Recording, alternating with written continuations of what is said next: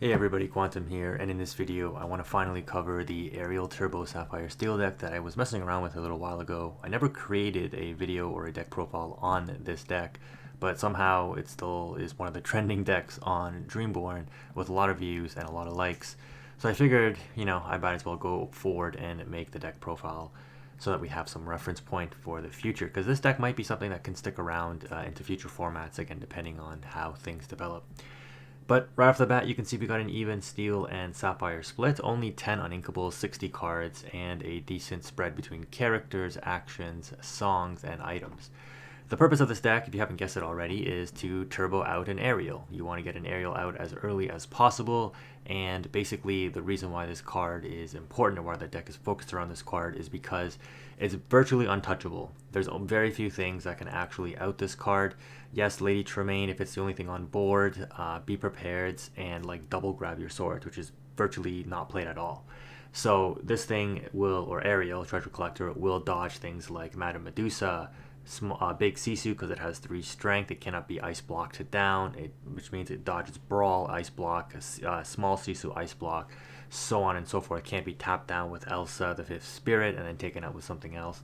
So once this hits the board, it can literally just sit there as a 5 lore body that is virtually untouchable, and you can just dime it over and over again. You don't even need to quest with it, because the other half of what this deck focuses on is, yes, you want to try to ramp once or twice into the ARIEL early, get it on board, and start either pressuring with questing with it, or develop the lucky dime and just dime it over and over again. But then you're like, well, my opponent's going to be questing and developing their board. They're going to win the game before I can dime it enough times. Well, that's where your actions and your other characters come into play. You're playing a Robin Hood and a Robin Hood shift package, and a Smee, Pete, Scrooge McDuck. These are all decently statted characters for their cost, and of course the Robin Hood shift package to check the aggro threats in the format. A lot of people see Scrooge McDuck come down, especially on turn 3, if you go like turn 2 Ramp with Tipo or Sail, and then turn 3 Scrooge instead of turn 3 Hiram. This is a 5/5 body coming down on turn 3. And people are going to be like, oh, he's using this as an aggro quester. I mean, yeah, you can, but it's also a 5/5 body. That's going to trade out with virtually anything the opponent has on their side of the board, right?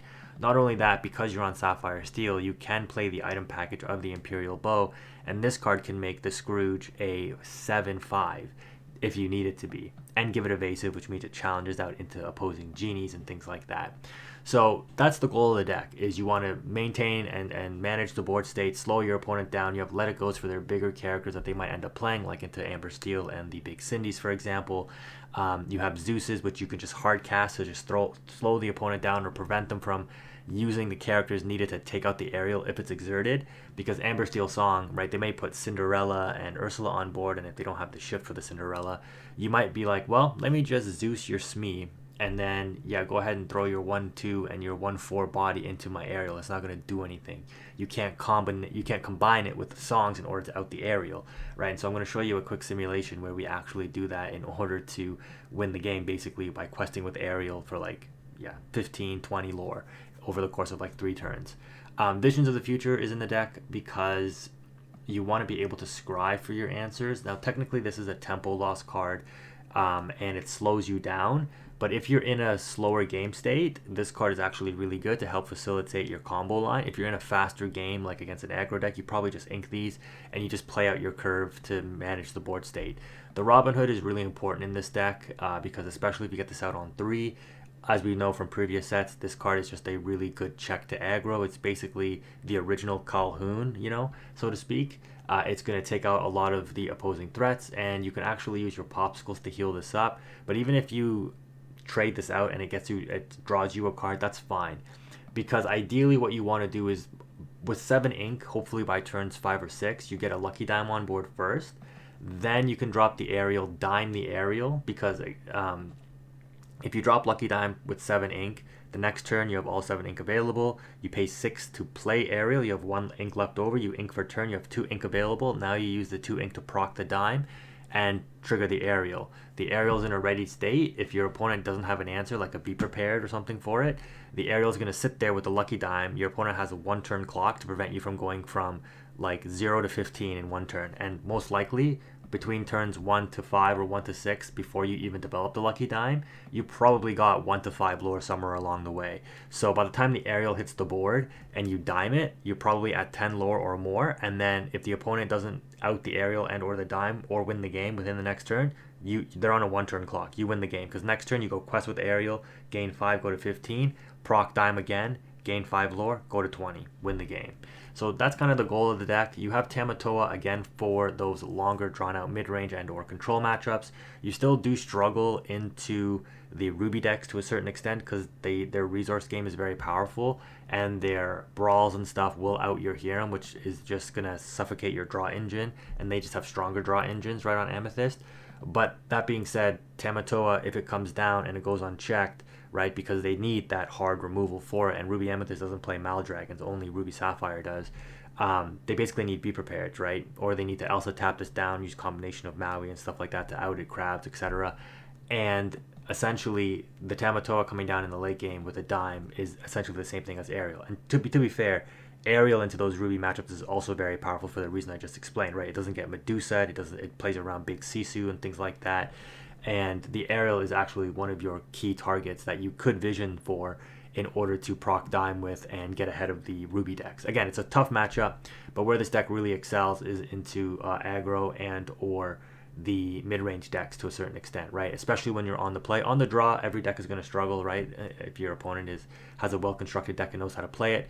But even on the draw, you can claw back advantage because you're playing Sapphire, right? Sail to claw back the ink disadvantage, and then redraw into advantage off of Hiram and or your so many cantrips like Popsicle, Fortisphere, Sail, and into Lucky Dime, get back that lore disadvantage from your opponent being on the front foot, right? Establishing their board state, being the progressive player.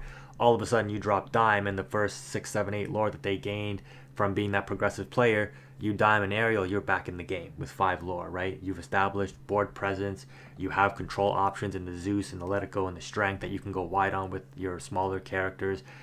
So there, the deck in theory does decently well. Let's go ahead and take a look at a quick simulation or two, and we can show you how the deck is meant to ideally function. So this is going to be a relatively quick match, which is good. And you can see here our opening hand, a lot of uninkables, so we're going to put all of those back. Depending on the matchup, you may or may not need to play the Imperial Bow. In this one, I'm going up against Amber Steel's Song, basically the definitive list that everybody's playing, which is essentially some variation of Marcos list from the CCS 10K, the one that also won the Enter the Battlefield 10K, or 5K, sorry. But yeah, being on the draw here hurts, but we know we probably don't need the Imperial Bow, so we end up inking it there. If we were into an Amethyst matchup, that would be a different story. They go Robin Hood on 1, so no Cindy, which means it's safe for us to go Robin Hood on 1 because we're not at risk of getting stormed. And I do draw into a Robin Hood here, but I think that it's still more valuable to prevent the shift Robin Hood and Singing of a Whole New World here. So I'm going to go ahead and just use Sail to ramp, gain back the lost tempo from being on the draw. Now I have ink advantage, trade out my Robin Hood, and I can deal with the Smee and probably what's going to be like an Ariel or something coming down on 3. No, if the opponent doesn't play anything, it likely means they have a bunch of songs in hand, which again, doesn't really do anything into a board where I'm just ramping and developing for the end game, right? Or mid game if you have Ariel. And this is what I was talking about in the deck profile, right? On turn 3, we're going to be able to drop the Scrooge here, and the opponent did indeed have some songs. The Scrooge takes 2 damage and is a 2-quester, but more importantly, it's a big body that's going to check anything the opponent has on board. They're at 5 lore already. They develop a Cindy here, and I'm like, okay, you definitely have some songs given the way that the match has been going. It's probably on inkable songs as well. So I'm actually going to use my Scrooge to negatively trade into a Smee, right? Which sounds crazy. But like I said, you just want to slow the opponent down. And all I'm doing here is I am playing for the Ariel. So I'm going to clear the opponent's board because, again, I have the advantage here. They drop a Baloo and then pass turn. And I'm like, yeah, next turn, drop Ariel. They can't interact with it as a Steel Song player. And at this point, if I see the dime, I can just leave the Ariel readied up and just keep diming and outing their board. In the meantime, yes, I'll lose a turn from establishing the dime, but I'll be able to slow them down enough that the Zeuses and Let It Goes and stuff should clean up, plus whatever characters I develop.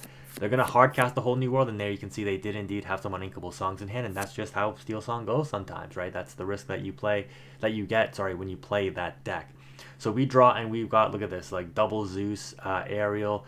But I'm like, yeah, like, why wouldn't I just quest here? Because you have nothing that can interact with the Ariel, right? There's nothing they can develop that can threaten the Ariel here because they don't play rush characters in Amber Steel. They can't target it with any of their songs. So I'm just going to go ahead and drop a second Ariel here and drop a Robin Hood and pass turn. Now this is 10 lore next turn. The Amber Steel, like, by outing their board early, preventing any possible future shifts into like the big Cinderella, that's why I Zeused or whatever, the other Cinderella, you can see like there's nothing they can do. They attempt to go wide here, which is like, yeah, that's fine. And I'm like, oh, triple Zeus. I have 8 ink right after I ink for turn here, and I'm just like, yeah, let me just hard cast 2 Zeus, take out your 2 Smees, and now you have no answer to these Ariels again, right? I'm just gonna quest for 10 here, and then next turn win the game, because again, I know they have nothing that can answer these Ariels. So this is just an example, obviously, but you can really take advantage of like any small misstep or lack of development. If they don't play like ideally on curve as an Amber Steel Song player or any other aggro deck, you can really exploit that, right, by doing something like this. So that's going to wrap up this match. We're going to take a look at going second against Ruby Amethyst. And in this opening hand here, we're going to put back all of our high cost and uninkable cards. We keep the Robin Hood, the Sail, and the Popsicle, and we draw into a Hiram and a Pete. So, you know, we got ink, we've got a good curve, we've got ramp. The opponent starts off with a turn 1 Magic Broom. So what we're going to do is ink the Let It Go and put the Robin Hood into play, because this does 2 things. One, it says if you want to quest with your Magic Broom, you likely will have to banish it, so prevent questing pressure on board. And if you do have the Flynn for 2, then we have the Robin Hood to check it on the next turn automatically, so we have another turn before we have to worry about like a Flynn Sisu combination, so that buys us some time there. We do end up drawing into the Champion of Sherwood, which is interesting, but because we use Sail, we're going to have to ink, and I want to keep these Pete since I know I only play 3, but I'm like, well, it's probably too far gone right now, so I just ink it and then play out the Popsicle. So we got a really nice curve here, and we probably go Robin Hood Champion of Sherwood into the Popsicle next turn, but the opponent, of course, being AI, knows that we have the Robin Hood, so they're going to brawl away a 1-drop Robin Hood. No real player would actually do that, but it does actually mess us up quite a bit, because now their Flynn Rider could potentially be live, and we can't go for Hiram here, so we're going to have to go for the Smee. So a bad play ends up working out very well for the CPU here, but, you know, maybe a real person does make that play in real life. I don't know. Regardless, though, this actually is okay, because it shows you how resilient the deck can be if you do get into a really bad scenario. So we don't care about genies, because again, we've got the Imperial Bows, we've got Zeuses, we've got Strengths, and we're going to be able to put this Scrooge McDuck on board, just like I've talked about in the deck profile. You don't have to go for Hiram every time. You even might want to play a 3rd Scrooge McDuck, because this card is so oppressive on 3 or on 4, being a 5/5 body. The opponent opts to use the genie to take out the Smee, which is okay. You know, they don't necessarily need to quest right now, I guess, but what this allows us to do now, well, what it prevents us from doing, sorry, is the Strength just loses more value, because we just can't get wide enough on our board, and we are approaching Be Prepared territory. So we're going to go ahead and drop a Robin Hood and just pass turn to see what the opponent wants to do, because ideally we want to use the Imperial Bow with the Robin Hood, not the Scrooge McDuck, even though we could use it with the Scrooge if necessary. They go a little bit wide on their board, and I'm like, okay, this is a bit of an issue. We do draw a second Imperial Bow, which means we have enough ink now to play the Hiram and the bow and proc the bow as well. So yeah, I do things out of sequence here. I probably should have Hiram first to draw. The double Strength here is actually really important. Even though I know I'm probably going to be prepared next turn, at least I'm going to be able to clean up the board a little bit, and force my opponent basically to be prepared, right? Because you don't necessarily want to be prepared double Genie and a Goat, but if I out most of your board, I force you to lose tempo. Now the downside is, of course, if they do be prepared, like they have to ink and be prepared, so they'll have 2 cards left in hand. I'll have 1 Strength, which is dead, right? And I lose my Hiram. So that would be bad. But forcing out to be prepared here and resetting the board state is not actually that bad, since I have the ramp and I have the more explosive closeout potential.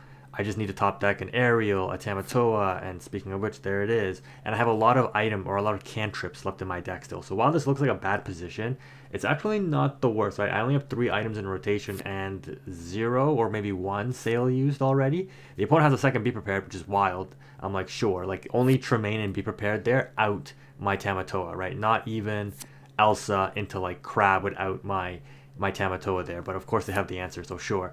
We draw though into like I was saying, just insane amounts of items here, and then we draw into yet another cantrip, and I'm like, do I risk playing the Sail to redraw? And I'm like, nah, let me just play the Scrooge and then pass. Now the opponent here plays a third Be Prepared, and I don't think a real player would do that, so they use up 3 Be Prepared, and most Ruby Amethyst lists are only on 3. So once you see 2 to 3 Be Prepared to be played, you're pretty much safe to start going wide on the board here. We top deck into, again, more cantrips, into big questing characters, 2 questing characters, which is good. The Maui comes in, doesn't do anything, sure. We're going to draw a Pete, and I don't really want to play this right now. I'm like, it would be great if I could draw into an Ariel, because I have enough ink now, I think a 9 there on screen, to play the Ariel and the Pete. But again, I know that the opponent's gone through 3 Be Prepared, so they're not likely playing 4, so I don't even need the Pete anymore. The Pete protecting against Be Prepared doesn't matter, and Ariel can't get brawled. Tamatoa can't get brawled, so like there's no real actions that hurt me here. The only thing that could hurt is like them generating advantage with like friends, so using the Pete to slow that down could be good. But here I make an aggressive play. I quest with my Smee so that the Maui is forced to take it out, so that I can trade my Robin Hood into it, which you can argue is a bad play, and I wouldn't disagree with you, but I just wanted the draws for the sake of speeding up the match. And hey, it pays off. We get an Ariel there, so we're going to go ahead and drop Ariel and drop the Pete. And what this also does is protect against Tremaine, right? If the Tremaine comes in, we can sacrifice the Pete, leaving the Ariel on board. They quest with the Magic Broom and play a Rabbit to draw 2. And this is okay. They drop a Genie, and you know they're on 11 lore, but they're not going to be able to close the game out fast enough before this Ariel puts in work. Like they need a Mim Fox here, so Ariel's going to get me ahead, and then the Pete's going to continue to put the pressure on the opponent. Here we go to 14. Now they have to answer the Ariel, so they can double quest, go to 14 as well, and then play a Fox, but they need Fox here, right? And then they still have ink left over that they can do some stuff with. So let's see. They're going to start out by singing Friends. Okay. And yeah, so probably digging for a Fox. You know, you can think of it like that. Play a Sisu, which is pretty good. You know, 2 quester, but I've talked about this in my recent deep dive of Ruby Amethyst. I have nothing in my hand. So this Sisu is a 1/4, right? Yeah, Flynn Rider, sure. My 3 strength characters in the Pete and the Robin Hood just strip away anything that Flynn's gonna proc anyways.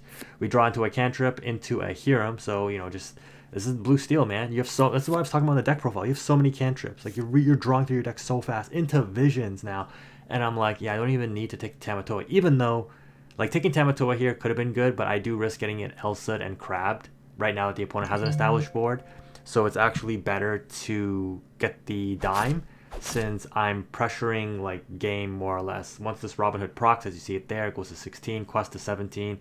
The Hiram will put me, well, I can't quest with the Hiram, but sorry, the Tipo will put me to 18, and then I ink the other Hiram to get the hand size down, which is probably a mistake, because yeah, the brawl comes through on my Hiram there. They drop a Maui, and now they can't do enough to clean up the rest of my board, because they played out all their interactions for my removal. They can't clean up the Pete along with it. So we just draw, and we know we have the dime in the back pocket. And well, we draw off Robin Hood, I think, there, and then draw off of the dime. So yeah, we just play dime and dime the Pete, and then quest with it to win the game. We also had Zeus in the back pocket for the Flynn, but we don't even need it. Just like that, it's a GG. Anyways, guys, that's going to wrap it up for this video. If you made it this far, thank you again for watching. Quantum is out.